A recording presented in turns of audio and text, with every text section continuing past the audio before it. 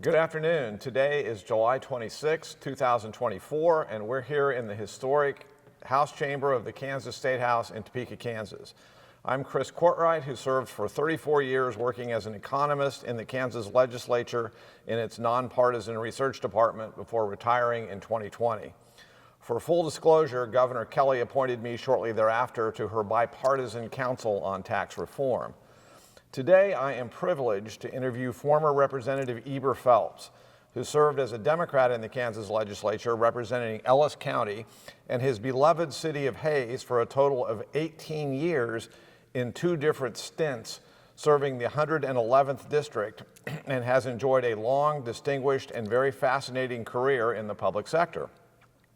He was first elected in 1996 and served through 2012, and subsequently returned for another two-year term during an especially critical time that we will get to here in a few minutes, the 2017-2018 biennium. Prior to being elected to his House seat the first time, he had served as mayor of Hays and on the city council. A graduate of St. Joseph's Military Academy and Fort Hays State University, Eber also proudly served as an ambassador for the U.S. Army Reserve Corps for 6 years. A former House Minority Whip, he was known during his legislative career as a tireless advocate for all things education, including K through 12, higher education, and vocational and technical. A long-standing community asset for Hays and the surrounding area, Eber has been heavily involved over the years with the Fort Hays State Alumni Association, the Ellis County Historical Society, and the Knights of Columbus.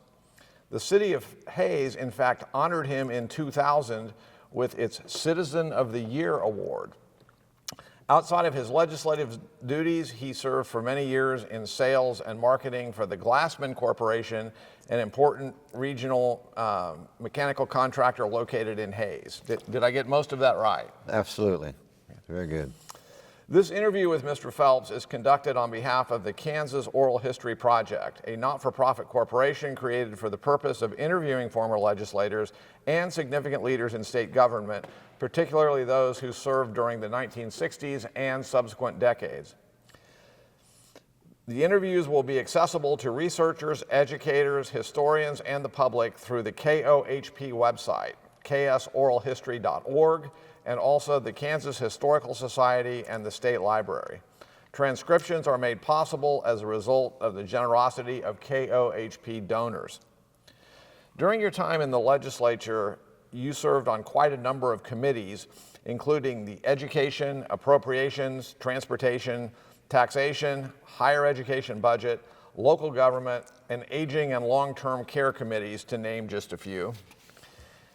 And you were a former ranking member on LEPC, the Healthcare Stabilization Fund Oversight Committee, and the House Insurance Committee, the latter of which we're going to delve into here in just a minute, if that works for you.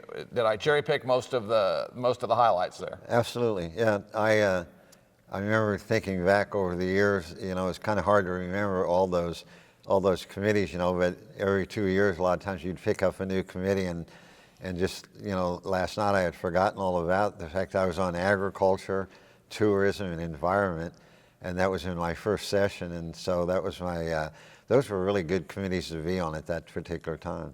Definitely a jack of all trades. Okay, before we jump into your legislative career and committee work and big issues and whatnot, let's briefly go back in time and fill in some of the prior history we mentioned and get some additional background. You are a native Kansan who, in fact, was born in Hays. Is that correct? Were your parents from the area? Well, actually, interesting thing there is that my father was actually from England, and came over to the United States when he was about 25 years old, I believe. And my mother was local. She was Volga German. She grew up, was born and grew up in a little town south of Hays called Shenshin, or as the Volga German said, Shenurina-Stadt. And so it was kind of an interesting thing with my dad being British and ending up in that German community. But he was born in 1901, so when he was 20-some years old or whatever, that was when as post World War I, and I think a lot of young men from England came over to the United States, seeking a better life, and he came over with 4 other gentlemen, and unfortunately, when I was young, he died when I was 9 years old. There was a lot of questions I didn't think about asking him, and then when I became, high school age and all that, I was really curious. So as I got into college, I was even more curious. So I ended up going to England one time and looking up for relatives and all that, who I've kept in contact with to this day. Okay, fascinating. Tell us a little bit more about your time at the military academy and also Fort Hays. What were you majoring in, and what kind of career were you interested in pursuing? Well, of course, the military school was established in Hays back in, I think, like 1938. They actually even had a junior college there, a 2-year college. And my mother was definitely fascinated with the school because of the military program. She was a single mother widowed with 4 kids, and the youngest was myself. And so I think she thought, well, this military school will really be good, and not that I was out of control or anything, but at any rate, I went there, and that was a great experience, and lifelong friends, because they had a resident program there. So I was a day student, day dog, and we had, people from all over the United States and Central and South America. So it was a real eye-opening thing as far as, meeting people from different cultures and so forth. And then at Fort Hays, I started there right after high school and was pursuing a major in psychology, and really enjoyed that and wasn't sure exactly what direction I was going to go with that. But as I mentioned, I was curious about where my dad was from and so forth. And so I took a break in college, or at least after one spring semester. I had gone over to Europe, did the whole backpacking trip around Europe, and then went to England and traced down from old letters that I had from my dad, from his sister. I found out where all my relatives were that were surviving, at least.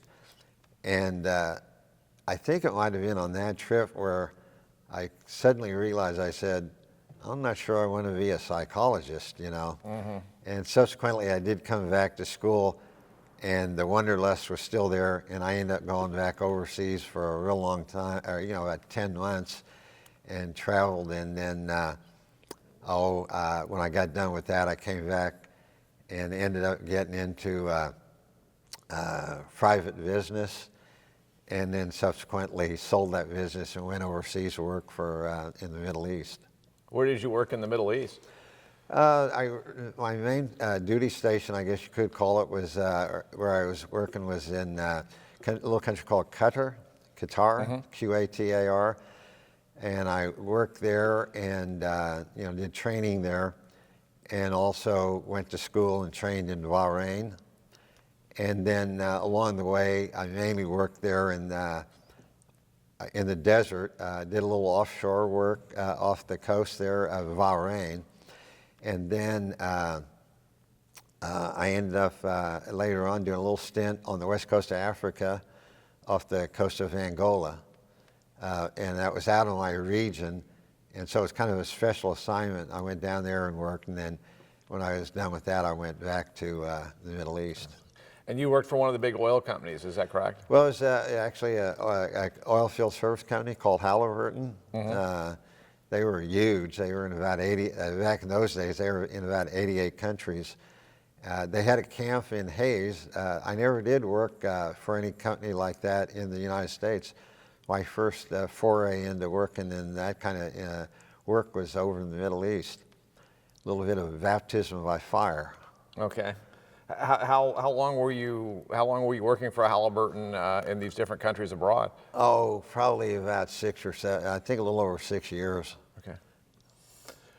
Well, when you came back to the U.S., you apparently not too long thereafter got into public service. So I guess I would ask, did you have a favorite professor or mentor or anyone who encouraged you to get into public service? And had anyone in your family been in the political arena or public sector before you?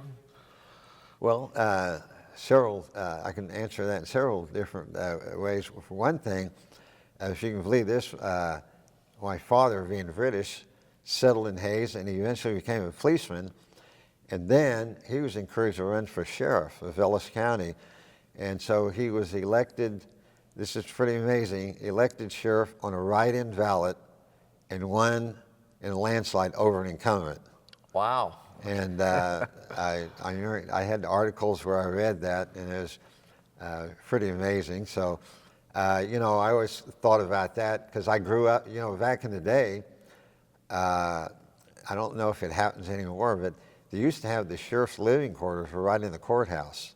Mm-hmm. So when I grew up, I lived in the Ellis County Courthouse on the lower level, and it was just an incredible experience living there and going out and going to all the offices, you know, and you know, just kind of hanging out in the sheriff's office with my dad. Sure. And so that kind of was, you know, I don't know if that encouraged me to run for politics, but my mother was always involved in the election ward and always stressed how important it was to vote and so forth. And then as time went on, I really didn't have any college professor or anything encouraged me to run for office, but there was interestingly enough, a gentleman that was an instructor at Fort Hays was on the city commission, and one day he mentioned to me that I would consider running for the city commission. And then, you know, you kind of mention that to one person and it just kind of snowballs. So I ended up running for a city commission in Hays. And what year was this? 1990. 1990, okay. Yeah. And how many years did you serve on the Hays City Council before you became Mayor Phelps? Well, our form of government there was commission city manager. And so the mayor was not elected at large, but from within the commission. So, mm-hmm. And it's based on your vote total. So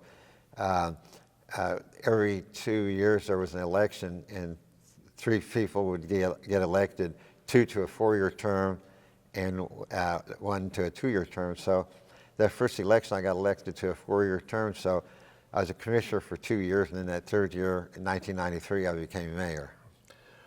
When you were mayor, or water, streets, infrastructure, what were some of the big issues? Well, you hit on it there. Obviously, water was paramount, and I always tell this story that as I was running for city commission, we had the other people running, and that ended up getting elected. We were always talking about the importance of water and maintaining that resource and looking at ways to increase that, our source of water. We had a very complicated water delivery system because we had wells on the Smoky Hill River and also on the Big Creek alluvium, and then we also had drilled some Dakota wells. But we were talking about the importance of water, increasing our population, economic development, a lot of the usual hot button issues, I guess you could say, for somebody running for office. And lo and behold, we get elected, and I think it was at our first meeting. We're all sitting there, and we're excited about being elected. And lo and behold, our city service director, I think his name, it was his title, informed us that 2 of the wells on the Smoky Hill River were literally sucking air. Oh my gosh! And so that kind of, oh yeah, I know. When we were all around, we were all talking about being proactive, and so this thing comes up with the water, with the wells there. But one of the things they did was reconfigured the wells because they were too close together, and when they pumped them real hard, that caused issues. But then we transitioned right into water conservation mode, and we brought a gentleman in. I believe he's from I know he's from California, and he was from an area that was land I don't want to say landlocked, but they had big places around them. And anytime you hear about water shortage in western Kansas, right away a community will ban outside watering. Well, he came to us and said, well, that's fine, for 3 months out of the year. He said, where do you use water every day? So his thing was to stress water conservation inside the home. And so we embarked on a program where we distributed 6,000 low-flow shower heads to anybody that came in and brought their old shower head in. We restructured our water payment system, and gave away aerators from the kitchen sinks and all that, and then did an educational process whereby the theory was you go teach the kids and they'll go home and teach their parents. So each commissioner was assigned a couple schools, and we would go to the schools and do a visual where we had gallon jugs tied together to show what a cubic foot of water looked like. And we went around and talked about conservation and said how much water you'd save by having a low flow shower head and all that. And the kids would go home and tell their parents, and I had parents come to me and said, my son sits outside the shower with his watch telling me, he said, Dad, it's time to get out of the shower. So it worked. The city of Hays reduced its water consumption by half. Wow. And that was unheard of. Yeah.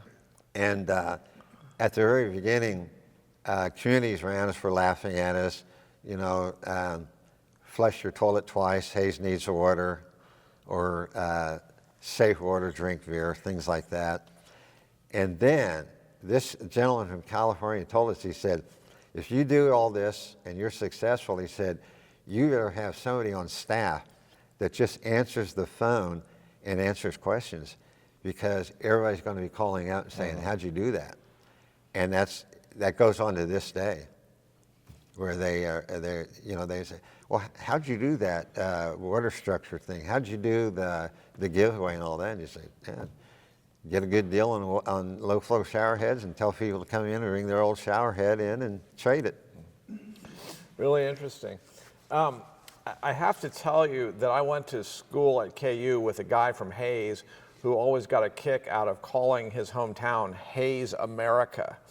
My impression was that that was something the locals had come up with from a travel and tourism standpoint after someone had discovered there was no other city in the U.S. named Hays and spelled exactly the same way. Is this ringing any bells for you, and was this clever branding attempt part of the local civic pride? Well, I kind of researched that a little bit, and I don't know if this is true or not, but I was told that during World War II, a lot of young men from the Hays area answered the call, and they said there were several of the men wrote home, and they would just address their letter, Hays, USA, and mail it, and somehow it would get to their parents or whatever. Okay. And so maybe some of them actually put Hays America, I don't know. But what really got it going was there was a rather energetic, entrepreneurial gentleman in Hays that had a big furniture store and probably some other businesses. But he would always do his advertisements. He'd go, shop at my store. And he'd go, his tagline was, the Vig store in Hays, America. His name was Weilert, and it was Weilert's Furniture Store. And he'd go, Weilert's, the Vig store in Hays, America. And that just caught on. And that was, he was doing that, I think, back in the 50s. Okay. And so now locally, it's Hays, America, but the locals will say Hays. you know, Okay. HAC. It sounds like HACE, but it's still, you know, you still hear it to this day. I always send birthday notices online, and I'll go, wishing you a happy birthday from Hayes America. Okay, so you're part of the local civic pride in this regard then? I believe so. What made you decide to run for the legislature initially in 1996? Your predecessor, of course, had been Delbert Gross, also a Democrat. Were you approached by him or the party as he was opting to leave the stage? Or were you just more generally getting concerned with the way state government was treating your fair city such that you decided mostly on your own ticket it was time to run for the House? There really wasn't a single state issue that, you know, brought me into the, you know, to wanting to run. I was actually enjoyed being on the city commission very much. And I'll even look back to this day and you know, I have fond memories of being in city government. Anybody that's ever served in city government knows that a lot of times when you do something, you can see the immediate results, you know. And, you know, you have a discussion at a meeting and pass that ordinance or whatever, and then, you know, and you'll see it go into effect and so forth. We saw that with our water conservation efforts. Sure. But also, I really hadn't thought about that, the state government, and then what I did hear, and then it was confirmed that Delbert had planned not to run again. And so, I don't know, I kind of gave it some thought, and a couple people mentioned it to me, and so I just went down to the courthouse and filed. And I filed real early. I remember Martin Hoffer called me, and I didn't know who he was, but he called me up, identified himself, and he goes, "So what's the deal?" And I said, "Excuse me?" And he goes, "You know, what's the deal?" He goes, "The election's not till way off." And he said, "You already filed?" I said, "Well, I just figured I better get my name out there." So I went ahead and filed, and that was to run in the '96 election. Okay, so this might have been even late '95 when you filed, or I early believe it '96? was, Okay. yes. I believe it was. Well, tell us a little bit about your first House campaign. I'm guessing it was different from what you had experienced running for election as a city official just within Hayes. Was there a lot more door-to-door, public forums, media questionnaires, and interest group surveys to complete? And certainly I'm guessing that there must have been a larger set of voters to interact with, presumably within much of the broader Ellis County. Did you run radio ads, and were yard signs a big thing? Without naming names, do you have any amusing stories about eccentric people you may have met on front porches the first time around? Front porch campaign stories, many of them involving dogs, by the way, are always some of my favorite things to ask about. Well, the short answer is yes. That the fact of the matter is, back in those days, I believe it was always stressed to me by people in, you know, in elective office that preceded me, and it was the importance of going door to door. That was a necessary thing to do back in those days. Was to put out a few yard signs. Go door to door extensively, and back then you didn't, you know, have you know, any kind of a voter. You just get a voter list, you know, and then you just went down the street and knocked on I would knock on every door, and you know, back then the radio and newspaper was fairly affordable. You didn't have to really raise a lot of money, and so, you know, you'd put a couple ads in the Hayes newspaper, and then on local radios, a couple of local radio stations, and then, you know, you put your yard signs out and went around and had your phone cards and handed those out, and that was, you know, running for city government. And then when I ran for the state legislature, that first couple campaigns, it was just like that, where you just you know, got key locations for your yard signs, and you know, just went out. And I always said it was really hard to get started going door to door, but once I got started, it became part of your routine. Get off work and go knock on a few doors, stop when it started getting a little bit dark, and then, you know, get out there on the weekend as well. Now, interesting stories. I don't think I ever really got chased by a dog, but one of my fond memories of campaigning was driving down the street, Allen Street in Hayes, and it was raining, and I went by this house and I did a double take, and there was an elderly lady that had one of my yard signs, and it was raining, and she was out there, and you know the cleaner bags you get when you pick your clothes up, the cleaners. Oh, yeah. She was out there in the rain putting that over one of my yard signs. And I pulled around the corner and I said, you know, Mrs. So-and-so, you really don't have to do that. Is I'm going to do is, she was worried that my sign was going to get wet and ruined. So good story there. I had another one time where I was running for the legislature, and all those years of going door to door, I never really had anybody get nasty with me.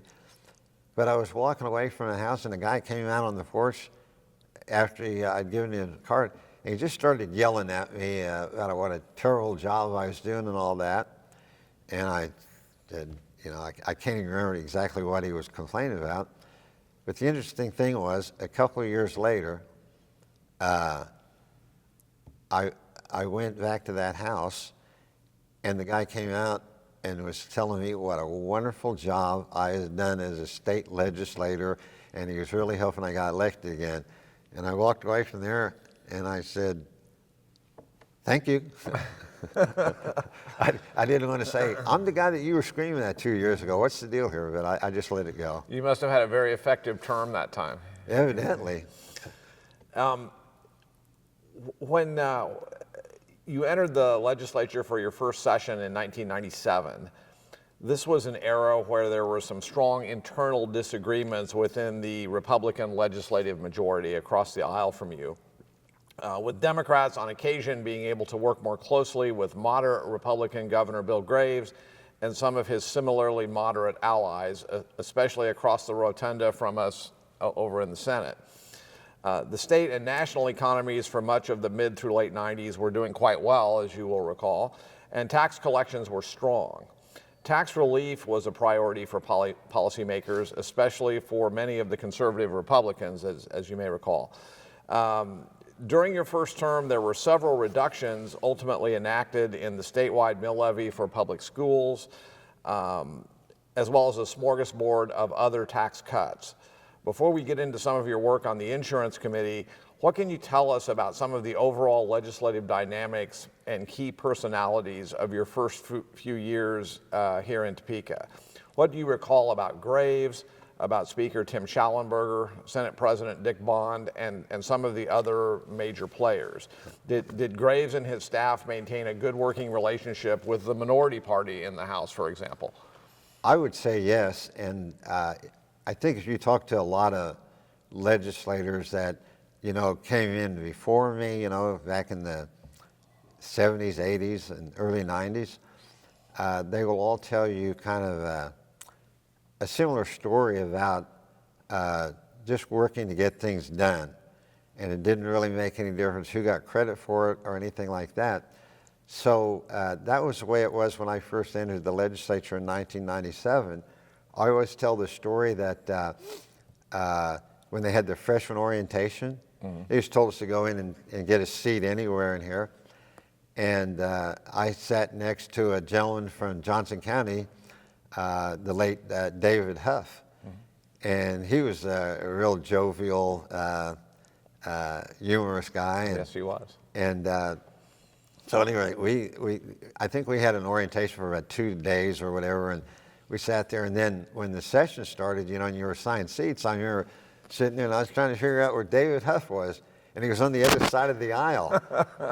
Honest to God, we had never even discussed anything about Democrat or Republican party affiliation.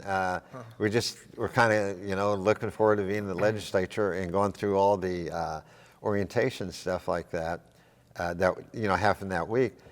Well, then as the session started, and kind of, you know, get through those first couple of weeks, you know, committee hearings and all, and start getting bills on the floor,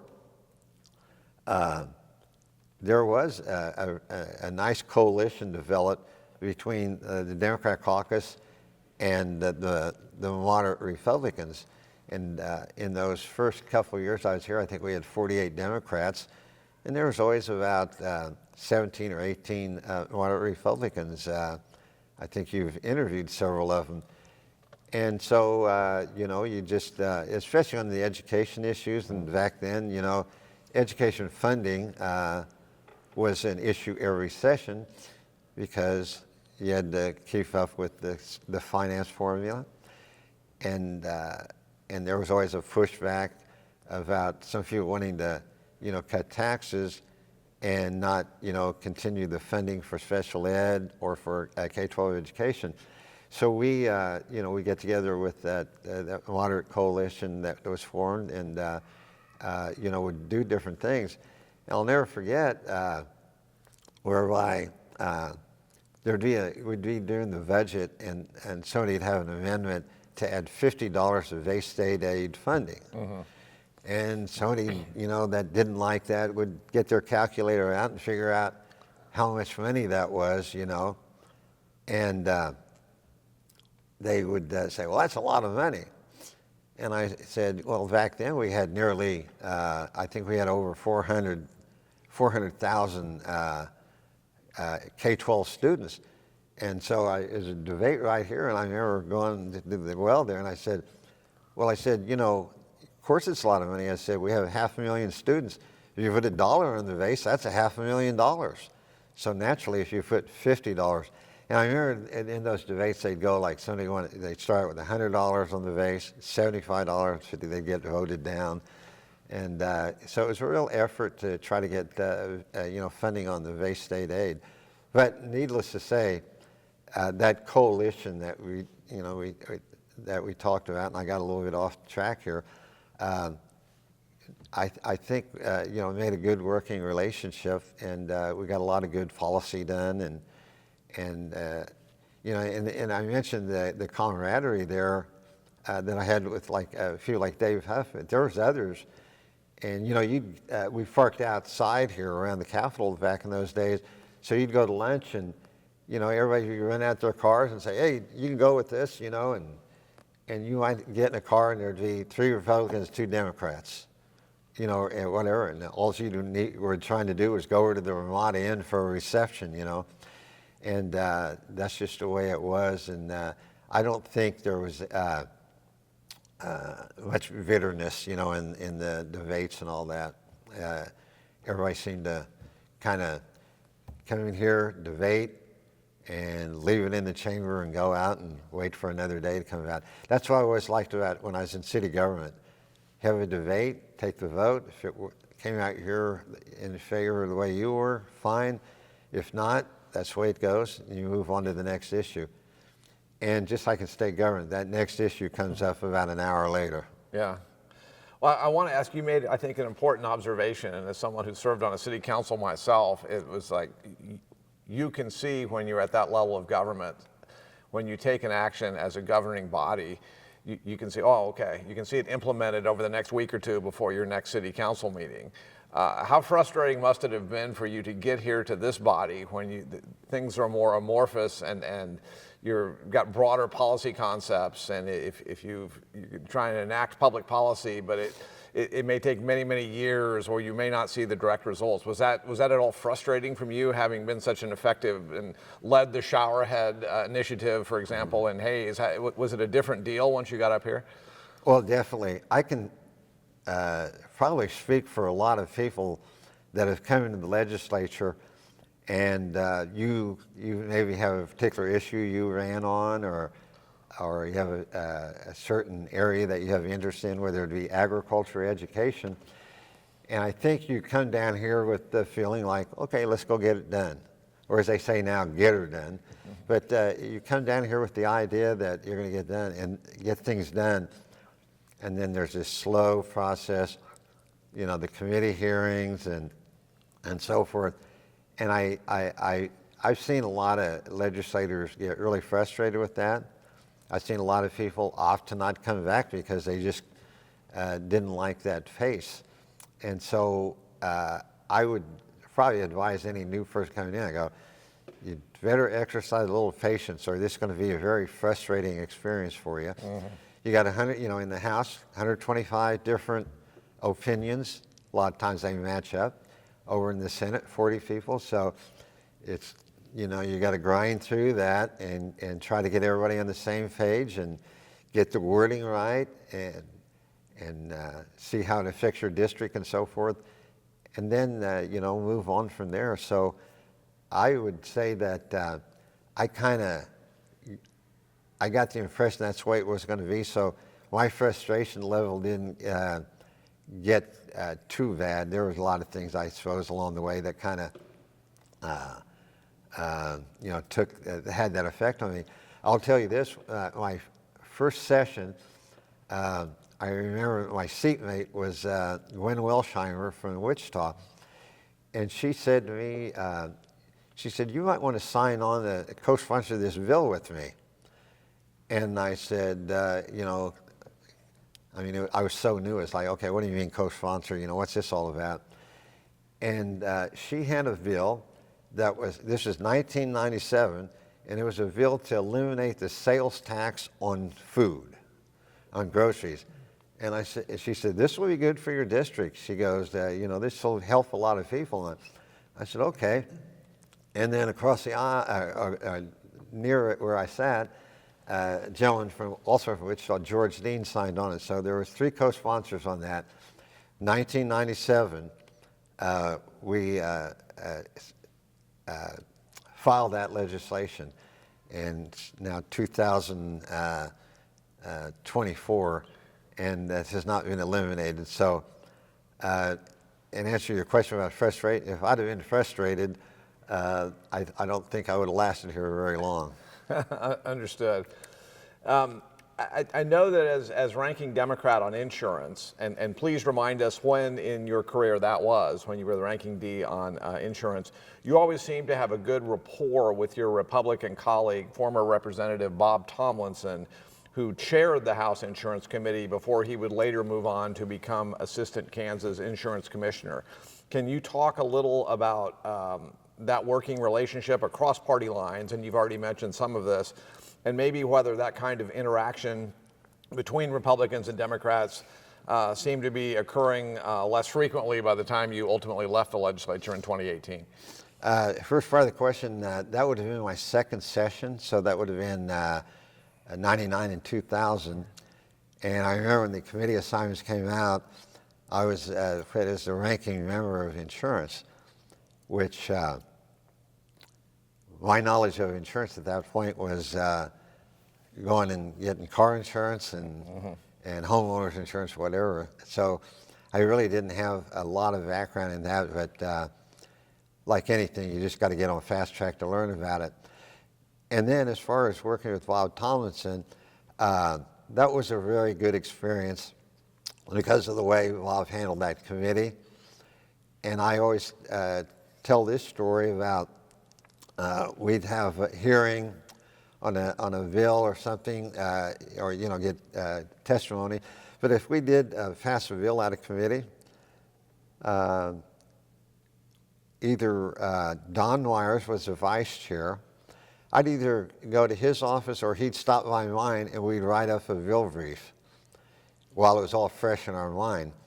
But let me back up a little bit before that. I forgot to mention, though, that prior to the session starting, Bob Tomlinson and I, and then Don Meyer, the vice chair, we would meet with Sandy Prager.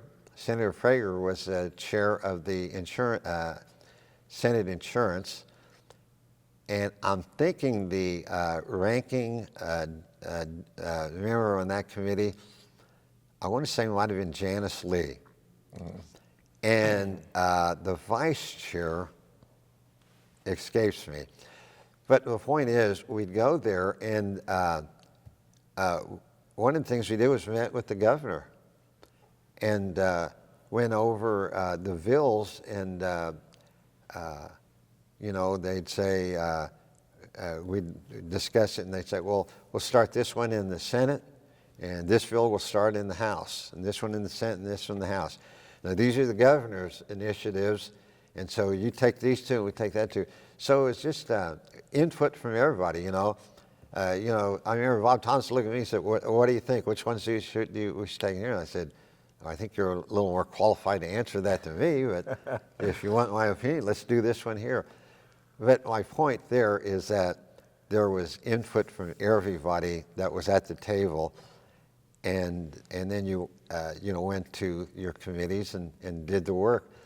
And as I mentioned, Bob always wanted my input on something, and he'd even stop by my office and say, hey, next week, which of these do you think we should run first? He'd always want to get my opinion on which bill we'd start with, and at the beginning of the week, and which hearings we'd have. And I dare say I don't think that happens nowadays. Understood. As we noted earlier, you have always been an unapologetic champion for education at all levels.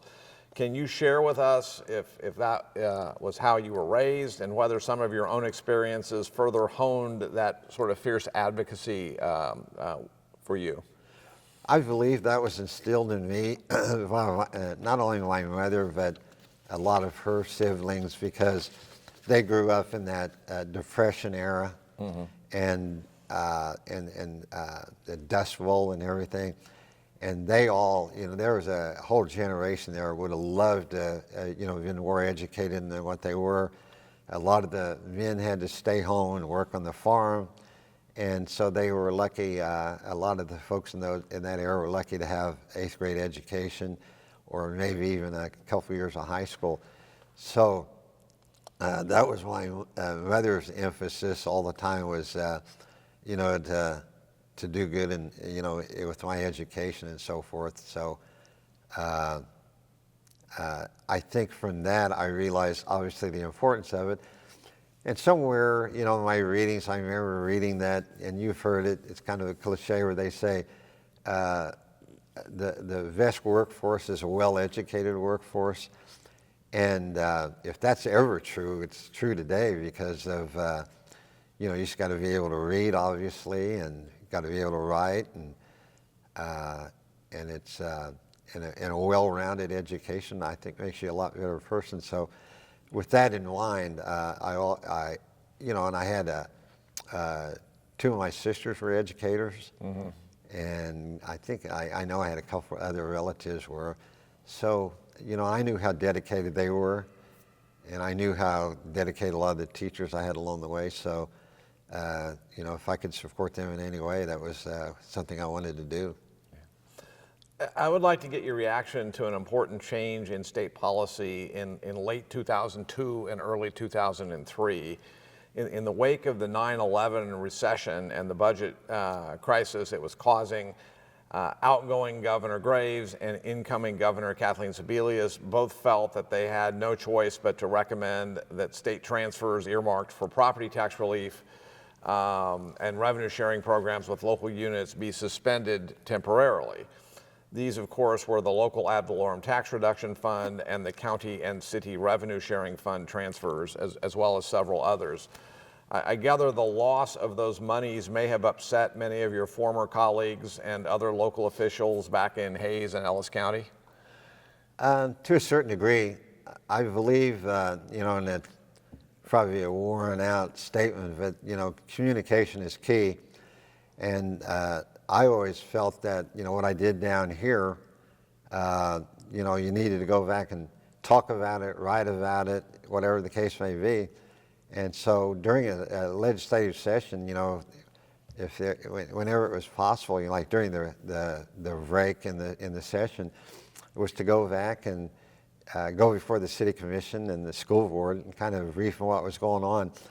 So I think with regard to what we had to do there with the local tax thing, I just explained it to everybody, and they just like the state had to tighten its belt, they realized they had to do the same thing. So I didn't get a lot of grief over that. Obviously, everybody would have liked that not to have happened, but the fact of the matter was, it was what had to be done. Mm-hmm. What are your recollections of how Governor Sebelius interacted with you personally, with the full House Democratic Caucus and with the legislature writ large? And did any of that seem to change much relative to how things had been under Governor Graves? I would say that I guess being her party affiliation, she came to our caucus a little bit more often and, would interact, I think, with the legislators, especially of her own party. But I would also mention that Governor Graves it was a little bit like that as well. I had my office on the second floor, west wing, and Governor Graves would, a lot of times, I think, just to clear his mind, he'd go walking up and down the halls, and then he had that tie to Hayes, why he worked in the summers as a young man because his father owned Graves Truck Line that had in Hayes, and so he'd stop in my office, and just chat and want to ask about certain people in Hayes and so forth. And interestingly enough, a little story on his administration. His appointment secretary was Judy Hagler Nelson, and her father was a physician in Hayes, and she grew up in Hayes, and so whenever when the governor had to do his appointments, he needed a Republican insurance agent to be on the insurance committee or something like that. She'd come to us and she'd go, do you know, can you tell me a Democrat farmer in your area that might want to be on this committee or whatever? And so I'd always call back and get a name or two for her. And I remember one time going in with pages to get pictures taken with Governor Graves. And he said, he looked at the parents of the people I was in, he goes, your community is overrepresented. And he was alluding to the fact that every time you need to make an appointment, Judy would give him a name and he'd go, Hayes, Kansas, or Hayes, America. Hayes, America. And so he always said, he goes, you're overrepresented there. So we had a little fun with that. But I thought Graves, made a genuine effort. I remember he came to the Democrat caucus a couple times, and addressed, some issue that we had supported. He came to thank us. And then Governor Sebelius was the same way. Now, if you recall, I used to do a radio program, and so I would, I didn't want it to be me talking all the time, so I'd interview other legislators, and I remember going down, and I think I did it with Graves. I went down and said, it was at the end of the session, I get any chance I can interview you for 5 minutes, and sure enough. And so I did that with Kathleen Sebelius as well. Okay. The relationships you built here at the State House, and you mentioned the one with Governor Graves, even though you were in different parties. I wanted to ask you something else. You told me one time that because Hayes is, of course, a pretty far drive from here, you were a books on tape fan back in the day. Is that correct? I remember some story about how you bonded with another legislator from across the aisle who was a big books on tape fan. Can you tell us a little about that? Well, absolutely. That's 2 3/4 hour drive from Hayes to or from here to Hayes, and so after a while I got tired of listening to radio or got tired of listening to music, and I never thought I'd enjoy listening to an audio book. And I don't know how it came about, but somehow I got a hold of the very first audio book I ever listened to in the car was The Horse Whisperer. And I was so fascinated with that and so absorbed in it, I kind of equate it to like where you're reading a book and you say, well, I'm going to read to the end of the chapter. Well, when you're listening to an audiobook, you really don't know where the end of that chapter is. So I would get so engrossed in a book on a video or audio cassette or audio CD I'd be driving and I'd say, well, I'm going to stop at Abilene and get a cup of coffee or something like that. And all of a sudden I look over and I'm driving past Salina. I totally miss Abilene. Now, it gets worse than that. Twice it happened to me. I drove past Hayes and I had to go to the next exit and turn around. I go, God, for God's sakes, I could turn around. And then, but you just get wrapped up in it and kind of forget about, oh, there's my exit. So, but as far as bonding, when you'd be in there looking for CDs. This is here at the State Library, yeah, right? At the State Library. Former Senator Les Donovan was one of them that I'd meet up with in there, and he'd go, have you read this or listened to this? And I said, no, I haven't listened to that. So we'd get to talking all the time, and he'd stop me in the hall and say, by the way, I just got done listening to, on my trip over, I got listening to such and such book, and he goes, I just turned in, he goes, you need to listen to that, it's a really good book. And so, if you recall, when they were remodeling Capitol, the library was moved out from its third floor location, and it was out here on the west side in a kind of an annex. And so that was when you could still walk out those west doors. And so Les would come in, and he saw me in my office, and he'd come in there and show me what books he had and ask me what I was reading and all that, or listening to and so forth. So there was somebody else that really got into that, but I know Dennis McKinney down in Greensburg listened to it all the time, and it actually is something I do to this day. I was always at the local library, or I'll get it on my phone and just listen to it with my headphones. When I was in the hospital at KU Medical Center, and I was just lay there in bed and listen to a book, try to forget about what I was going through. Mm-hmm. Were you at all upset or surprised when Governor Parkinson opted not to run in 2010? You may recall Governor Sebelius had left in 2009 to join the Obama administration, and Lieutenant Governor Parkinson became governor, and there had been some speculation that he would then run himself in 2010, but he opted not to. Was that a shock to you, or? I would definitely say yes. You always think about, who's going to run in, whatever party it is. You always think the lieutenant governor might be interested in stepping up in that. And the fact that he actually transitioned into the governor's office, it just seemed to me like it was going to be a natural thing for him to do. He was very sharp. I think he had a good rapport to both sides of the aisle, both chambers. So I really kind of just looked forward to him running for governor. And so when that announcement was made, I was actually just shocked.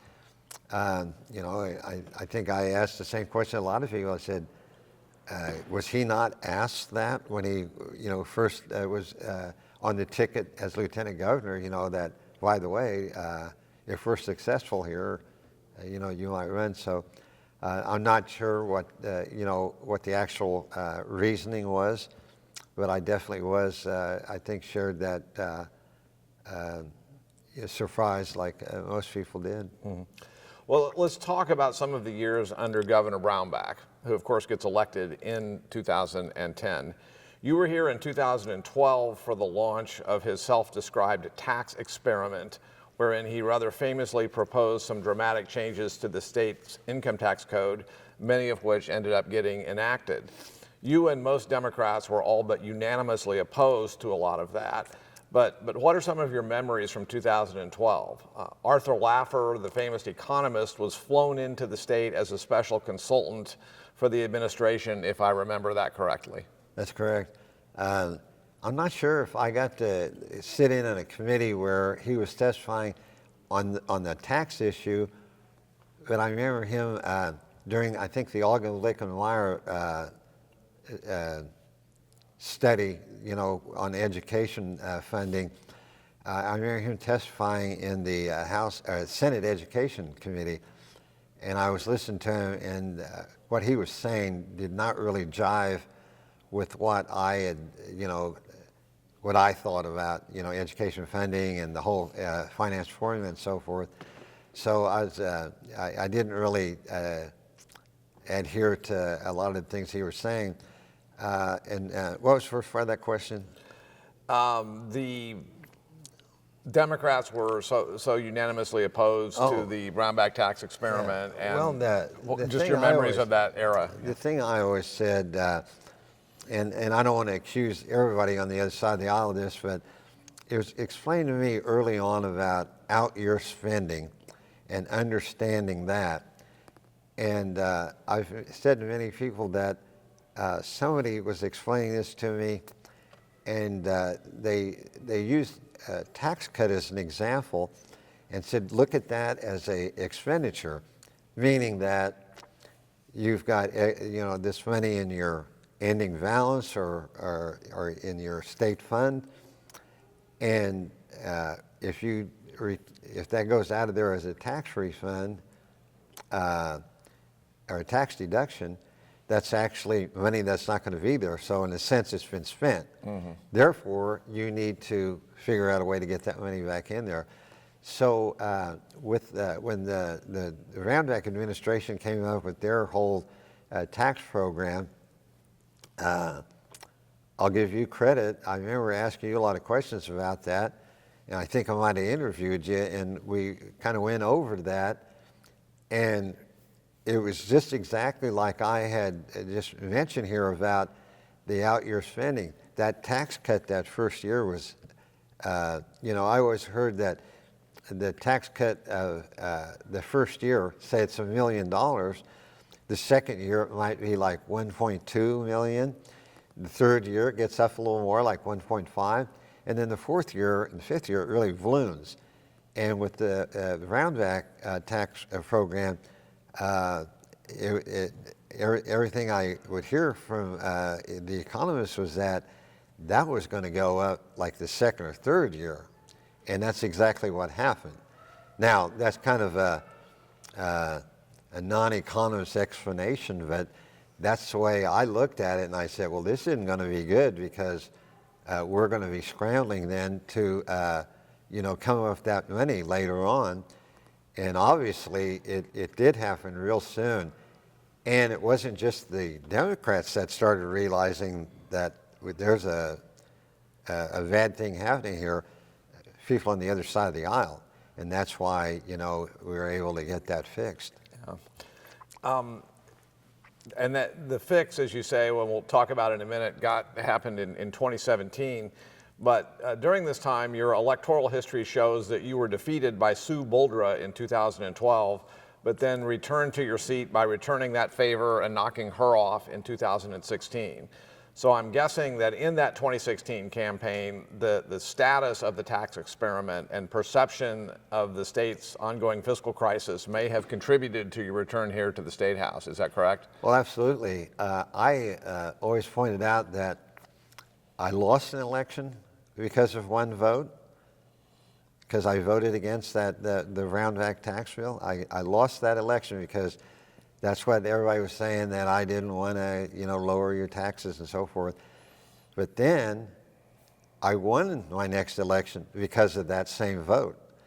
Because as things were going, not coming in the, working out with that tax bill,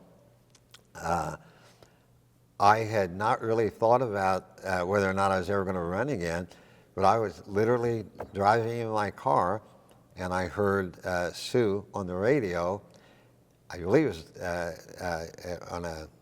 in an interview, and she was saying that everybody needed to be patient, that the governor's tax bill was starting to work and it was going to come into play. And I was like, no, it's not. And then I heard it again, and I just said, she's forcing me to run again. And so I went ahead and filed, and by the time the campaign started, there was not a very good they weren't getting good press on that. And so I always said I won that election because of her stand that it was, that was a good thing, and it wasn't. Well, so when you returned for the 2017 legislative session, there must have seemed to be a mandate among people in both parties that additional surgery on the tax code was going to have to occur, especially since backfilling tax hikes enacted in both 2013 and 2015 and any number of smoke and mirrors fiscal gimmicks and painful budget cuts since 2012 had not prevented the crisis from becoming seemingly ongoing and institutionalized, as you just mentioned. The 2017 legislature, in fact, approved Senate Bill 30, which repealed the controversial non-wage business income exemption and also restored the individual income tax to a three-bracket system after it had been reduced to 2 brackets for the prior 4 years. Governor Brownback was not enthused with this action and vetoed that bill. But the legislature by this time had simply had enough and rather remarkably rounded up 2/3 majorities, which of course included both Republicans and Democrats in both chambers, and overrode his veto.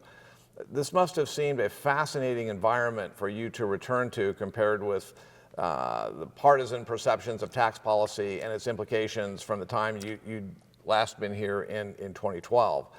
I would note that you also served on the powerful House Appropriations Committee during the 2017-18 biennium, so you had a front row seat to some of the stress that the public sector and the state's economy had been undergoing. Can you tell us anything else you recall about the dynamics in play during the 2017 session and how all of that occurred on both the revenue side and the expenditure side of the equation? Well, with that whole thing of the tax program that Governor Brownback had, I knew that all over the state, you were hearing the same things, and everybody was saying this, this isn't working. So it didn't surprise me when I got back, back here that there was a feeling that we needed to address that right away. I'm trying to.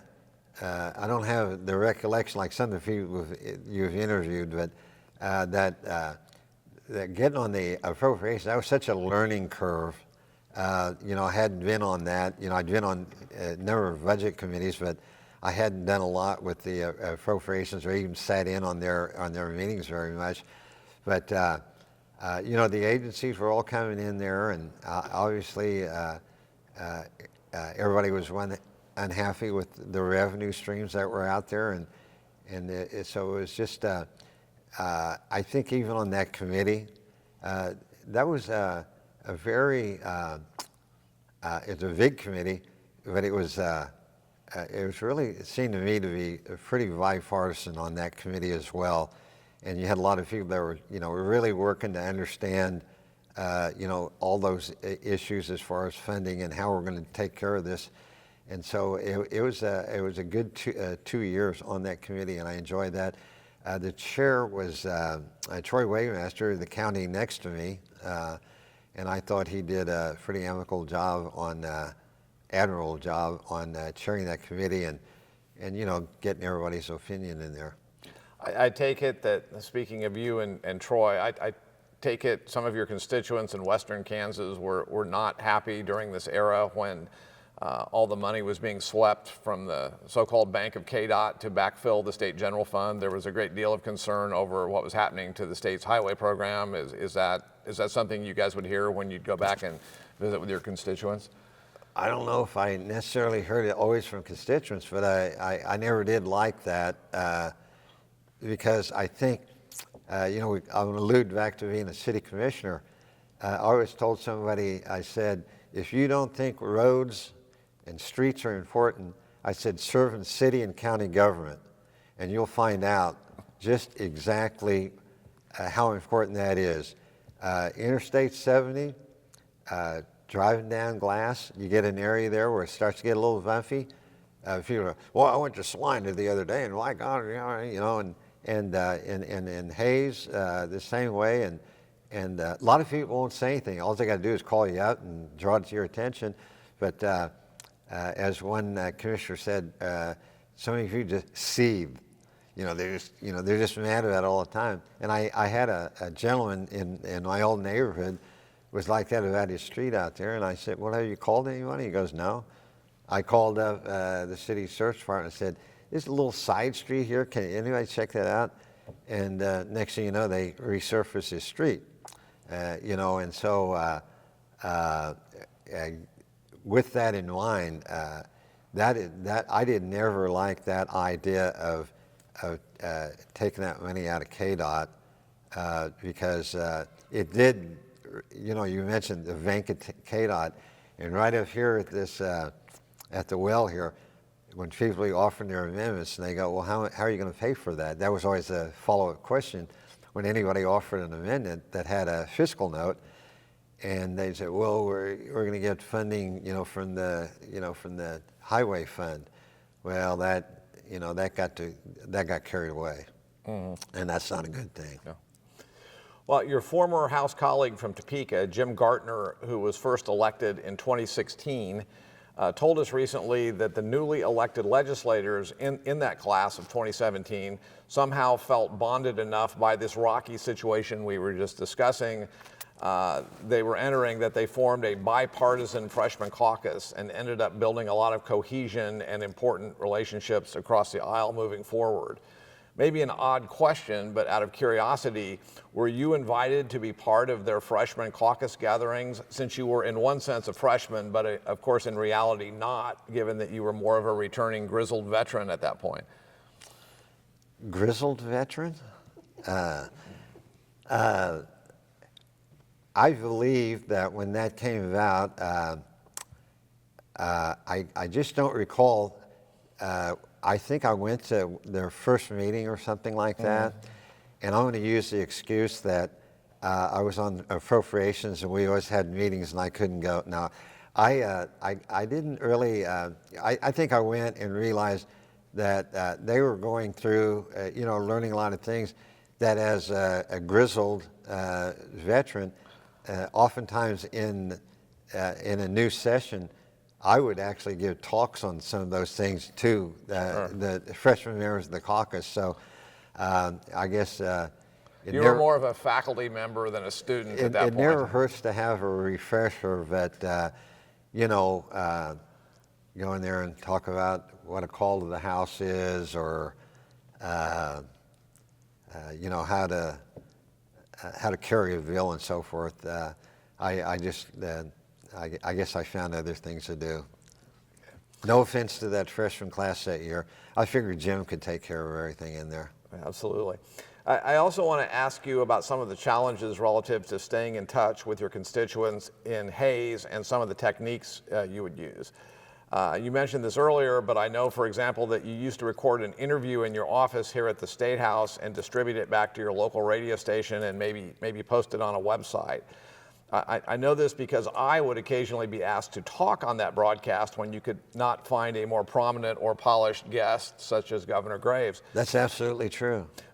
My sense is you were way out ahead of others doing this kind of thing, and were in fact doing what amounted to podcasts before podcasts were cool or even a thing. Is that you were a bit of a trailblazer in this regard? Is that correct? I would. Nobody else from my caucus was doing that. I would point out that the late State Representative Jim from Colby. Morrison. Jim Morrison, yeah. Jim used to sit up here in the corner, and he had quite an outfit there, and he would broadcast back to KXXX in Colby, and then I had KAYS in Hays, and we had, compared to now, or even my last term, I used to have to hook up to a phone. And so if I did an interview in somebody's office, like the governor's office, I'd take my little thing in there and hook it into their phone. And then there was a certain time I had to call in, and then the guy'd say, well, let me get, at the station, the disc jockey would say, let me get things ready, and they hook it up, and then I do my program. Later on, what I could do then is just, I had my phone on a little tripod, and I would broadcast and then just send it that way. And I could do those the night before or the morning of, But back in the day when I had to do it pretty much live, with their time frame, sometimes we were on the House floor. So I did a mini broadcast or interview right here on the House floor. Oh, really? Okay. Yeah, I know a legislator come and switch seats, and we'd kind of duck down and try not to make too much noise, and try to wait till the prayer was over, and then do the interview. Beyond the podcast and newsletters, I assume you also did your share of Saturday morning legislative coffees and forums to meet and greet your constituents in person when you go back on the weekends and whatnot? The chamber director back then was very active, and so we had a number of those Saturday morning coffees, as you mentioned, and I always enjoyed those. I enjoyed doing those. I remember with Senator Lee and the late Representative Dan Johnson, we would do those and just have a really good time. I remember Janice one time referenced Dan Johnson as the liberal member of the Ellis County Coalition, and Dan always got a kick out of that. But all three of us, I think, could talk about education. Dan would obviously, wrote the book on agriculture. He could talk about all that, and I think we all three had done kind of work on environment committees. And then Janice was always real strong in a lot of that tax issues as it pertained to agriculture and so forth. So we had a nice group there. And as I mentioned, we did those coffees, and Dan and I would go out to Colby every year for the Kansas County Government Association. So I think things were more active than as far as legislators. I always did the radio broadcast. I did a newspaper article and a newsletter. And so, and then, you had all your service groups would want you to come and say hello, and then your county government and city government. So, you're always getting the word out, and I don't know if that's as prevalent now. You served in the House during quite a few years when future Governor Kelly was a member of the Senate across the rotunda here. As fellow Democrats, did you interact with her much over the years? And were you at all surprised when she opted to run for governor in 2018? I didn't really interact with her a lot. We weren't on any kind of a joint, legislative committee. She did had an office right next to Senator Lee. And of course, I'd always go to Senator Lee's office, to talk about the upcoming coffee or a call from a constituent. And so at those particular times, oftentimes I get there and Janice wasn't there, so I'd visit with Senator Kelly at the time. And so I really didn't have a lot of communication with her, on a day-to-day basis, but often enough where I knew her pretty well. When she ran, I had no idea that she was going to run for governor. So it came as a bit of a surprise to me, but as I always knew of her, she was very bright and very astute to the budget and so forth. So I think she had a lot of the attributes you need to be a good governor. Given what you said about the highway program and KDOT, I gather you agree that she should be proud to have said one of her big accomplishments was in fact closing the so-called bank of KDOT, and no longer the state budget is now at a point where that money is not being swept any longer. I gather that's something you support. Personal opinion is I think it needed to be done. Somebody needed to, just make that decision, and obviously she did that because, as I mentioned, roads are important. And it's not only important for our just comfort as a citizen driving down the streets in Hayes or whatever. I mean, it's important for commerce. There's a multiplier, I guess you could call it, or a formula that the highway people will tell you.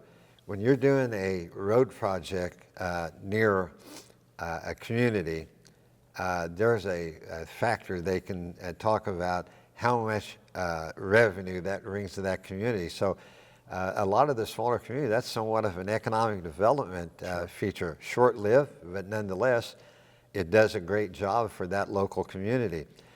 And not to mention all the jobs that are that we have in our state due to highway. Now, I've heard it many times where we rank as far as how many miles of highway we have. We're a big state, so it's a safety issue. You've got to keep on top of that. And the other thing is, it's really one of those pay me now, pay me later things. So I learned this in city government about maintaining infrastructure like that, you know, the science has changed, I guess the technology as well, whereby they used to just let a road get to a certain deterioration, then you go in and redo the road.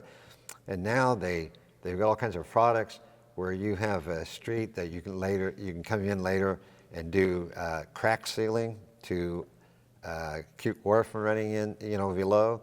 And then you come in and you can do a slurry seal, you can do an overlay.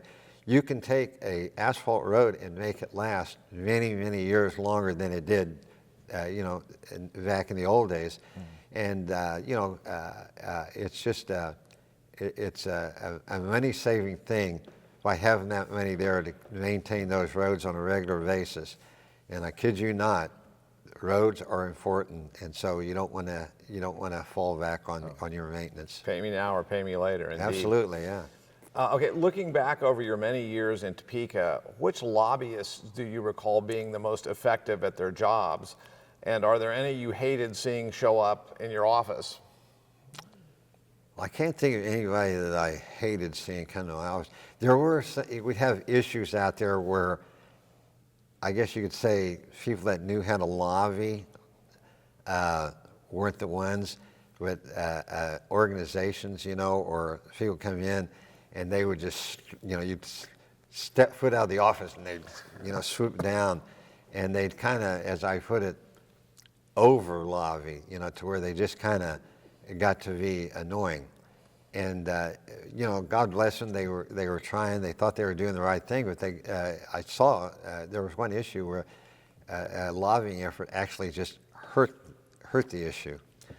And but as far as the lobbyists, I kind of learned early on that you know, lobbyists didn't have that connotation like they do, I think, in Washington, where a lot of people thought of them as not a high opinion of. Here in the State House, I always looked at lobbyists as kind of an asset. And so, case in point, as I mentioned when I got on as it was named ranking member of the Insurance Committee, I didn't have a big background in insurance, but and a lot of insurance bills were complicated. I'd read them, and I'd have one you know, idea of what that bill did, and I would then hear you know, discussions about it, and I go, that's not the way I did. So there was a former lobbyist, who's the late Bill Sneed, and I remember I would, even if it was an issue that his company wasn't pushing or whatever, I'd ask him, you know, I said, God, can you explain this to me? And he really did the face. He'd go, okay, you're insurance company A, I'm insurance company V, you know, and then he'd go through that little scenario. And so I always, you know, would look him up and, you know, ask him about bills. Not only him, but a number of other ones.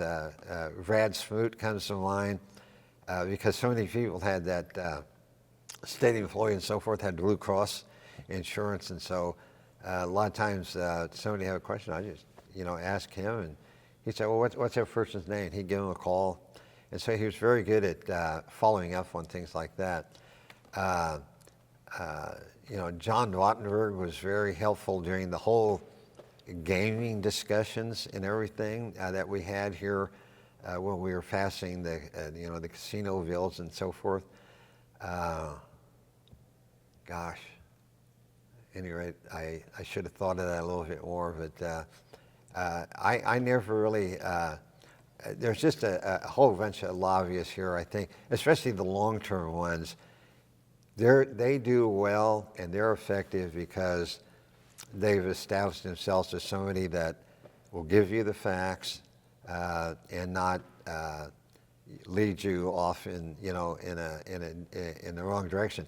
I do recall, I remember one time there was a lobbyist that did just what I was saying about telling one person something and another one, or saying, by the way, Chris is going to vote for this, and and things like that. And that gentleman didn't last very long. He was gone.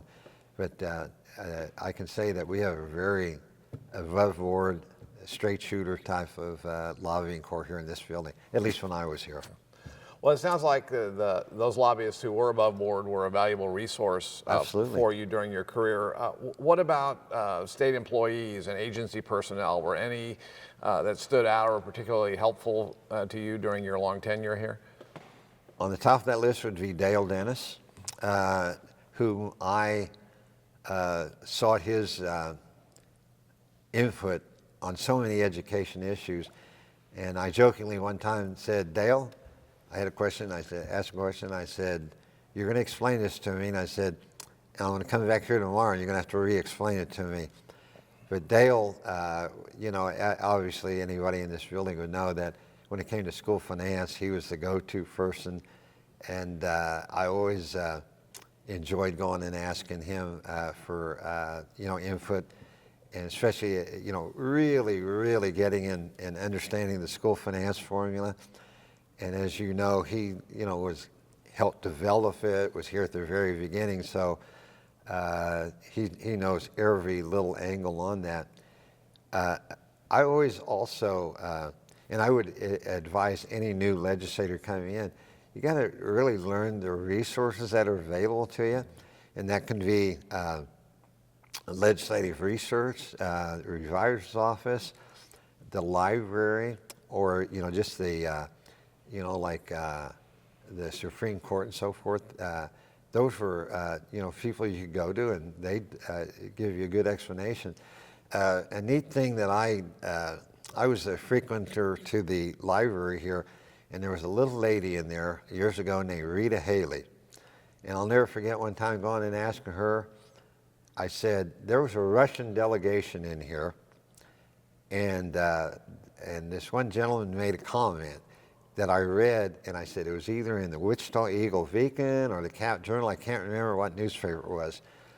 I go to my committee, I come back, and there's all these newspaper clippings laying on my desk, and she had that. So I would oftentimes go and ask her, or there was another lady up there, I'd ask them, for different questions and all that. And Dennis McKinney was the one that told me this. We'd make comments during a debate or something like that, and he said one time, the speaker, I think it was, went to him and said, where are you guys getting that information? And Dennis said, we just researched it, We didn't want to give our little secret away. But we just went to this little lady all the time, and that was her forte, research, So nothing was beyond her, and she just always provided whatever information I needed. What was your relationship like over the years with the State House Press Corps, the Fourth Estate? Did you get along well with the folks in the media? I think so. I'm trying to think, obviously Martin Hoffer is in the building every day, and so he's always just, you never knew whether he was doing an article or just happened to walk by and say, by the way, and this and that, and the next thing you know, he's quoting you. The Cap Journal refs that were always here, I always got it, I think as a legislator, you want every opportunity for information to get out there. And so if they ask you a question and you answer it, or they go and it leads them to go find the answer or whatever, that's what you need to be doing. You served during periods where there was a good deal more geographic diversity in terms of areas of the state that your party represented in the legislature. You mentioned you and Senator Lee came from Western Kansas, but there aren't as many Democrats out that way in this current era.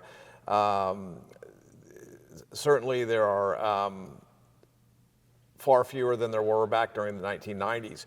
Do you have any thoughts about this trend and what may have brought it about? And also whether demographic changes now occurring in the western part of the state could end up swinging the pendulum back and bringing more seats back into play for Democrats?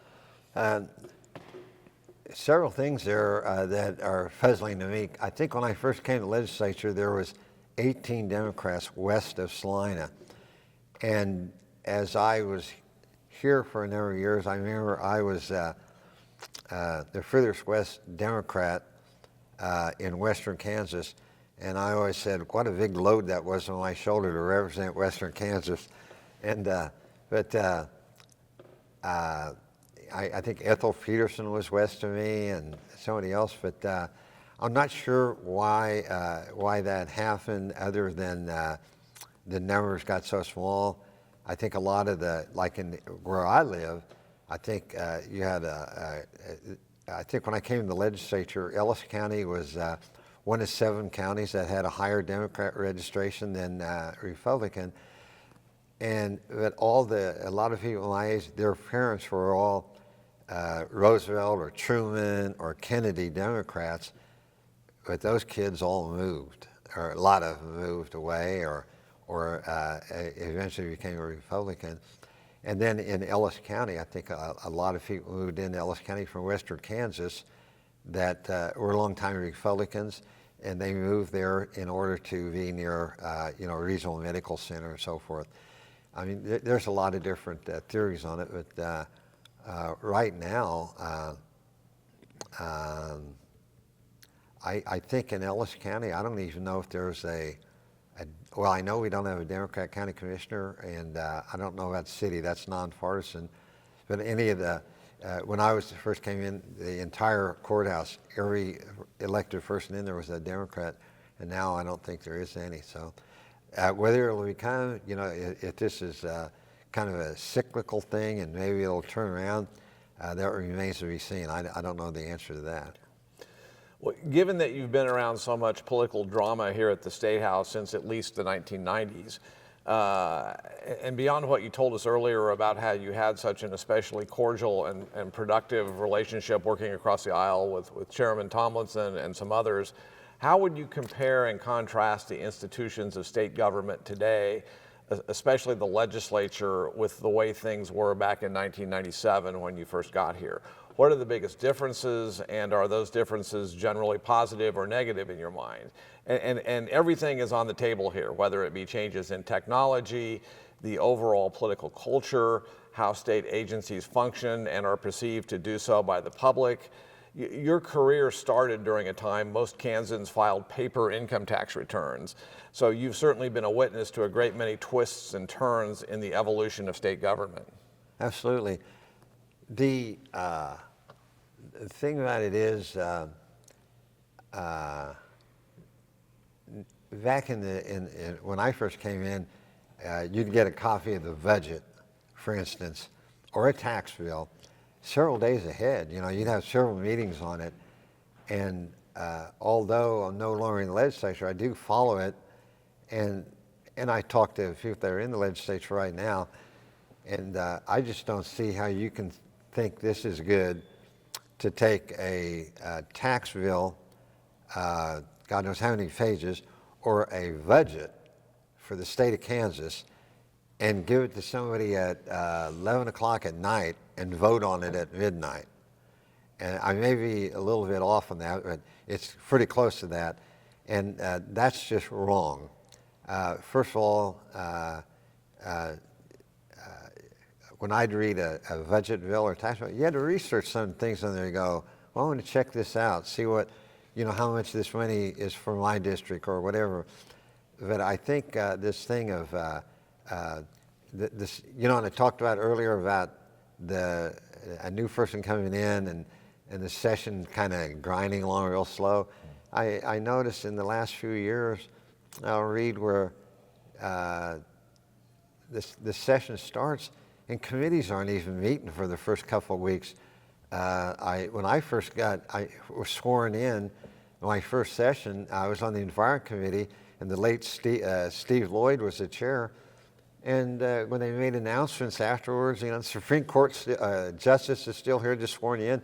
They were making an announcement, and they go, the Environment Committee will meet in room whatever. And I had an Environment Committee right then, and so now these committees aren't even passing out any bills till, gosh, I don't know what month. And I just think that there's a lot of wasted time, but also I think this thing of just bringing a really important piece of legislation moments before you're going to vote on it is just wrong. There's only you really reduce the number of people that actually know what's in it. Anything else you want to add? I assume you're still politically active and you're going to be supporting your party members up and down the ballot this November? I hope to, and we don't have that many Democrat candidates in Ellis County right now, but I will. And then as far as, one thing, I retired a few years ago, and one thing I said was that I still want to stay involved in the community in some way, and I wasn't going to just watch television all day. So I got involved with a couple of volunteer efforts. One is with the dog rescue program. It's called Hope for Falls, Colorado. I guess I'm officially a dog walker, but also I got involved with Habitat for Humanity, and as I told people, I'm the president of the ward, and I was actually at the meeting when they elected ward members.